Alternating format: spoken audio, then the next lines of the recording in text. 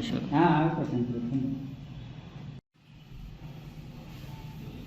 గుర్తించండి అన్న.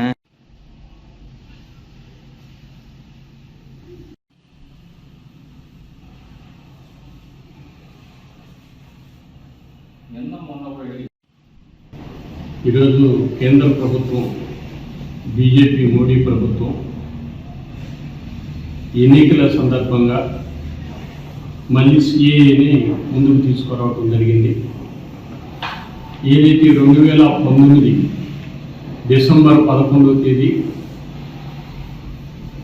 అన్ని రాజకీయ పార్టీలు వ్యతిరేకించిన మూజువాణితో వాళ్ళు ఆ రోజు ఈ బిల్లుని ఆమోదింపు చేసుకున్నారు.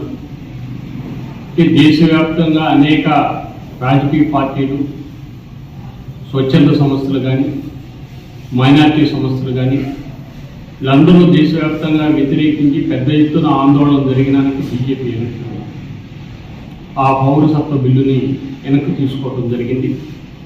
ప్రపంచంలో కూడా అనేక దేశాలు కూడా దీన్ని వ్యతిరేకించి ఈరోజు మళ్ళీ ఎన్నికలు రాబోతున్నాయి. ఎన్నికల్లో మెజారిటీగా ఉన్నటువంటి హిందూ ఓట్లని తీసుకునేదానికి మళ్ళీ సిఏఏ బిల్లుని ఈరోజు ముందుకు తీసుకురావడం జరిగింది. ప్రధానంగా అటు పాకిస్తాన్ కానీ, బంగ్లాదేశ్ కానీ, ఆఫ్ఘనిస్తాన్ నుంచి వచ్చేటువంటి సిక్కులు కానీ, బౌద్ధులు కానీ, క్రైస్తవులు కానీ వీళ్ళకు మాత్రం పౌరసత్వ బిల్లు ఇస్తాం. అటు ఉండేటువంటి తమిళనాడు నుంచి వచ్చేటువంటి హిందువులకి పౌరసత్వ బిల్లు లేదు, నేపాల్ నుంచి వచ్చేదానికి లేదు. మైనార్టీని టార్గెట్ చేసుకోవాలి, మైనార్టీని దాంట్లో పొందుపరచలేదు.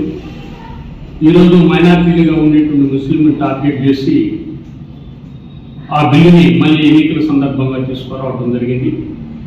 అందువల్ల ఈరోజు ఇక్కడ ఉండేటువంటి రాజకీయ పార్టీలు చూస్తే అటు వైఎస్ఆర్సీపీ కానీ, తెలుగుదేశం అయితే నేరుగా బీజేపీతో ఎన్డీఏలో ఉంది కాబట్టి ఈ రెండు పార్టీలు కూడా సిఏఏ మీద కానీ ఈరోజు కూడా ఈ పౌరసత్వ బిల్లుని మేము వ్యతిరేకిస్తున్నామని చెప్పేదానికి ఈ రెండు పార్టీలు లేవు.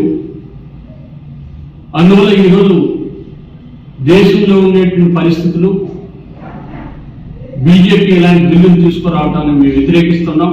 కాలంలో దాన్ని వెనక్కి తీసుకోకపోతే వామపక్షాలు కానీ లేదా కలిసి వచ్చేటువంటి అనేక పార్టీలు, శక్తులు అందరినీ కలుపుకొని పెద్ద ఎత్తున ఆందోళన చేయబోతాం. అందువల్ల ఇప్పుడు ఉండేటువంటి పరిస్థితుల్లో ఏదైతే సిఏని వెనక్కి తీసుకునేదానికి కేంద్ర ప్రభుత్వం ఆలోచించాల్సిన పరిస్థితి ఉంది. ఈ రాష్ట్రంలో కూడా మైనార్టీలుగా ఉండేటువంటి అనేక మంది అభద్రతా భావంకు గురవుతున్నారు. వారికి అండగా ఉండేదానికి వామపక్ష పార్టీలు, అట్లాగనే కాంగ్రెస్ లాంటి పార్టీ, ఇతరులు కూడా కలిసి ఎన్ని శక్తులతో కలిసి రాబో కాలంలో వాళ్ళకి అండగా నిలబడి రాబో కాలంలో పోరాటానికి మేము సిద్ధమవుతామని ఈ సందర్భంగా తెలియజేస్తాం. ఈ నెల 11వ తేదీన అమలులోకి తీసుకొచ్చినటువంటి పౌరసత్వ సవరణ చట్టాన్ని వామపక్ష పార్టీలు, ప్రజా సంఘాలుగా, హక్కుల సంఘాలుగా మేము తీవ్రంగా వ్యతిరేకిస్తున్నాం. దేశ సమగ్రతను, సార్వభౌమాధికారాన్ని దెబ్బతీసేటటువంటి పౌరసత్వ సవరణ చట్టం అనేటటువంటిది దేశంలో అలజడుల్ని, అశాంతిని, ఒక నరమేధాన్ని సృష్టించేటటువంటి ప్రయత్నం ఈరోజు బీజేపీ ప్రభుత్వం చేస్తూ ఉంది. అధికారమే ధ్యేయంగా కేవలం ఎన్నికల సందర్భంలో దేశంలో ఉన్నటువంటి అనేక సమస్యల నుంచి ప్రజల్ని పక్కదారి పట్టించేదానికి పెరుగుతున్నటువంటి అధిక ధరలు కావచ్చు, రైతుల ఆత్మహత్యలు కావచ్చు, అనేక ఉద్యమాలు ఈరోజు దేశవ్యాప్తంగా జరుగుతున్నాయి వారి వారి సమస్యల మీద. కానీ ఈ సమస్యల నుంచి దేశ ప్రజల్ని పక్కదారి పట్టించేదానికి ఈరోజు సిఏఏని అమలులోకి తీసుకురావడం అనేది మనం గుర్తించుకోవాల్సినటువంటి అవసరం ఉంది. ఆర్ఎస్ఎస్ ఏర్పడినప్పటి నుంచి పచ్చి అబద్ధాలతో చరిత్రను వక్రీకరిస్తూ ప్రజల్ని మభ్యపెట్టే ప్రయత్నం చేస్తూ ఉంది. ఈ రోజు దాని రాజకీయ విభాగమైనటువంటి బీజేపీ ప్రభుత్వం కేవలం ఈ పౌరసత్వ సవరణ చట్టం అనేటటువంటిది మన పొరుగు దేశాల నుంచి పీడనకు గురై ఈ దేశంలోకి వలస వస్తున్నటువంటి ప్రజలకి ఈ దేశంలో పౌరసత్వం కల్పిస్తామని ఒక అందమైన అబద్ధాన్ని ఆడుతూ ఉన్నటువంటి పరిస్థితి మనం చూడొచ్చు. ఇది కేవలం ప్రచారానికి మాత్రం, ఇది పచ్చి అబద్ధం అనేటటువంటిది మనం చాలా స్పష్టంగా తెలుసుకోవచ్చు. మరి ఈ రోజు మన సరిహద్దు దేశమైనటువంటి నేపాల్ నుంచి, భూటాన్ నుంచి, శ్రీలంక నుంచి, మయన్మార్ నుంచి వలస వస్తున్నటువంటి ప్రజలకి ఈ దేశంలో పౌరసత్వం ఎందుకు కల్పించరు? కేవలం ఆఫ్ఘనిస్తాన్ నుంచి, బంగ్లాదేశ్ నుంచి, పాకిస్తాన్ నుంచి వస్తున్నటువంటి వారికి మాత్రమే 6 మతస్థులకు మాత్రమే పౌరసత్వం కల్పిస్తామని అంటున్నారు. మరి ముస్లింలు ప్రజలు కాదా? పౌరసత్వం అనేటటువంటిది మత ప్రాతిపదికన ఇస్తారా? ఇది రాజ్యాంగ నిబంధనలకు ఉల్లంఘన. రాజ్యాంగాన్ని ఈ రోజు పూర్తిగా ఉల్లంఘిస్తూ ఈ రోజు ఒక మత ప్రాతిపదికన పౌరసత్వం ఇవ్వడం అనేటటువంటిది దేశ విచ్ఛిన్నానికి దారితీస్తుంది తప్ప దేశ సమగ్రతకు, దేశ ఐక్యానికి ఈ రోజు ఇది విఘాతం కలిగించేటటువంటి అవకాశం ఉంది. కాబట్టి ఇప్పటికైనా ప్రభుత్వం వెంటనే ఈ సిఏఏ చట్టాన్ని వెనక్కి తీసుకోకపోతే భవిష్యత్తులో మరింత ప్రజా ప్రతిఘటన తప్పదనేటటువంటిది ప్రభుత్వం గుర్తుంచుకోవాలి. దీనికి వ్యతిరేకంగా రేపు ఉదయం అనగా 15వ తేదీ శుక్రవారం ఉదయం నెల్లూరు నగరంలో ఏబిఎం కాంపౌండ్ నుంచి అంబేద్కర్ విగ్రహం వరకు ఒక పెద్ద నిరసన ర్యాలీ జరపబోతున్నాం. ఈ నిరసన ర్యాలీలో ప్రజలు, ప్రజా సంఘాలు, ప్రజాస్వామికవాదులు, మైనారిటీ సంఘాలు వేలాదిగా పాల్గొని ఈ నిరసన కార్యక్రమాన్ని జయప్రదం చేయాల్సిందిగా ఈ సందర్భంగా మీకు విజ్ఞప్తి చేస్తున్నాం. 2019 ఎన్నికల్లో రెండోసారి అధికారంలో వచ్చిన తర్వాత బీజేపీ సిఏ, ఎన్ఆర్సీ, ఎన్టీఆర్ అనే నల్ల చట్టాలను తీసుకురావడం జరిగింది. కేవలం ఈ దేశాన్ని విచ్ఛిన్నం చేయాలని, అదేవిధంగా ఈ దేశాన్ని హిందుత్వ దేశంగా మార్చాలనే దురుద్దేశంతో ఆ యొక్క బిల్లును ప్రవేశపెట్టడం జరిగింది.